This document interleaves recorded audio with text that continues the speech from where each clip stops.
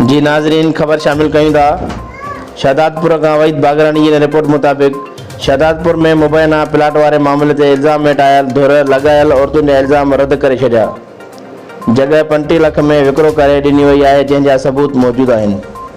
मज़कूरा plot खाली करण का जवाब ॾिनो पियो वञे। वस वारा नोटिस वरितल जगह ॾियारे इंसाफ़ कनि।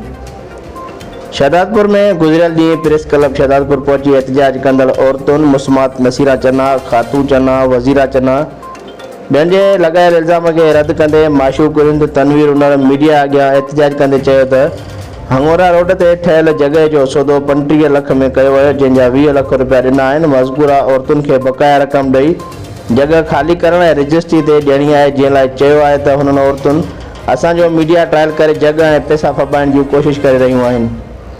हुननि वधीक चयो त मज़कूरा औरतूं फ्रॉड करण थियूं चाहिनि। असां वटि एग्रीमेंट तोड़े सौदे जा मुकमल सबूत मौजूद आहिनि। हिन खे कंहिं बि मोतमाद धमकियूं कोन ॾिनियूं आहिनि। कूड़ा इल्ज़ाम लॻाए साख खे शीओ रसायो पियो वञे। हुननि एहतजाज कंदे वस वारे निकतारनि खां मुतालबो कयो आहे त जॻह जे मसइले ते इल्ज़ाम हणंदड़ औरतुनि जी इल्ज़ाम जी शफ़ाफ़ जांच करे असां सां इंसाफ़ कयो वञे।